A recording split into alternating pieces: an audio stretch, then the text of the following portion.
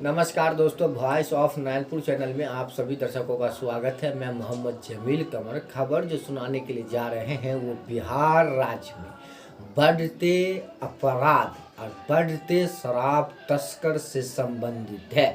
सरकार, पुलिस, राज्य के मुख्यमंत्री, बिहार के बड़े बड़े अधिकारी इस शराबबंदी को लेकर चारों तरफ चौकस है, लेकिन उसके बावजूद बिहार में शराब धड़ल्ले से आ रहा है और धड़ल्ले से पकड़ा भी जा रहा है।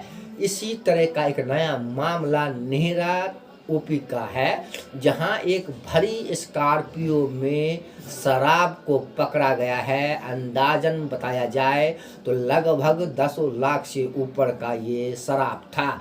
आखिर सवाल हमारा ये सिर्फ नीतीश सरकार है, नीतीश सरकार से है कि आखिर जब बिहार में कड़ी व्यवस्था के बीच आप निर्देश दे रखे हैं कि शराब किसी भी तरह से बिहार में बेचा नहीं जाएगा और आपका जो चीज़ है वो कुछ हद तक सही हो भी रहा है, तो फिर ये शराब बिहार में बॉर्डर टप के कैसे बिहार में एंट्री हो रहा है, ये नीतीश कुमार को सोचने का विषय है। नीतीश कुमार को सबसे पहले अगर कहीं टाइट करने की ज़रूरत है तो वो बॉर्डर पर तैनात किसी न किसी के जरिए, चाहे बॉर्डर के आसपास के लोग, चाहे बॉर्डर के कोई न कोई कहीं न कहीं कोई भी उपाय करके बॉर्डर के उस पार से बिहार में शराब की बड़ी खेप भेज रहे हैं और खेप को नए नए तरीके से, नए नए हथकंडा अपना कर शराब को डिस्ट्रीब्यूट किया जा रहा है और कई जगह पर शराब पकड़े भी जा रहे हैं।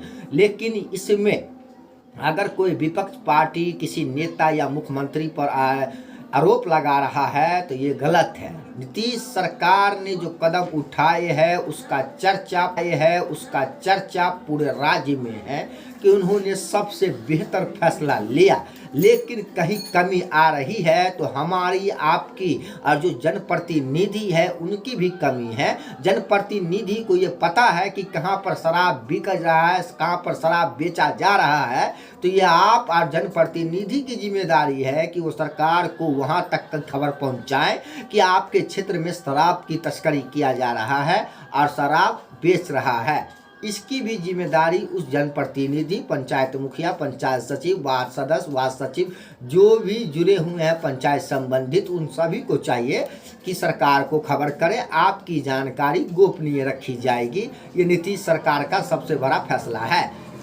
तो मैं आपको बता रहा था कि शराब तस्करी को रोकने का मात्र एक ही उपाय है और मैं मुख्यमंत्री नीतीश कुमार जी से हाथ जोड़कर निवेदन करता हूं कि सबसे पहले बॉर्डर पर सख्ती किया जाए कि बॉर्डर से ही तस्करी किया जा रहा है।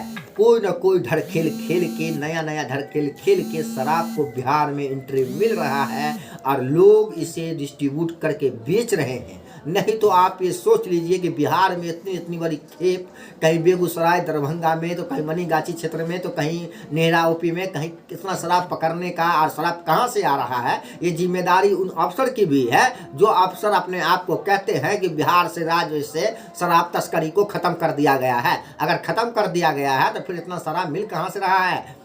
या तो आप नीतीश कुमार सरकार को जो रिपोर्ट भेज रहे हैं या तो गलत रिपोर्ट भेज रहे हैं, या तो आपने अपनी वाहवाही के लिए आप नया कहानी गथिया रहे हैं। तो ये नहीं सब चलने वाला है। आप नीतीश सरकार को, आपकी लापरवाही से नीतीश सरकार बदनाम हो रही है। तो मैं उन तमाम अधिकारी से निवेदन करना चाहता हूँ कि अगर आपको सीख लेना है तो आपको मनीगाछी थाना प्रभारी रंजीत कुमार चौधरी से लेना होगा।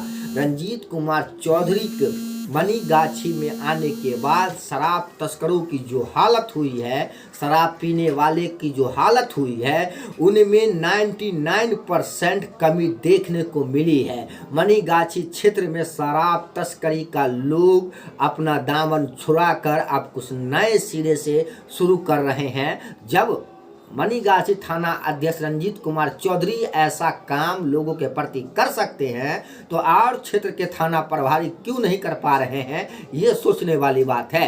तो मैं सभी थाना अध्यक्ष, बड़े बड़े उच्च अधिकारी से निवेदन करता हूं कि किसी भी शराब तस्करी को आपको लगाम लगाने के लिए आपको सख्त सख्ती और आपकी जो गश्ती दल है उसे टाइट करना होगा। यही आज के समय में बिहार राज्य के लोगों के लिए बचाव की घड़ी है, क्योंकि नीतीश सरकार ने सबसे बेहतर फैसला लिया। बिहार में शराबबंदी करके उसको लागू कराने का काम नीतीश के अफसर का है, नीतीश के पुलिस प्रशासन का है।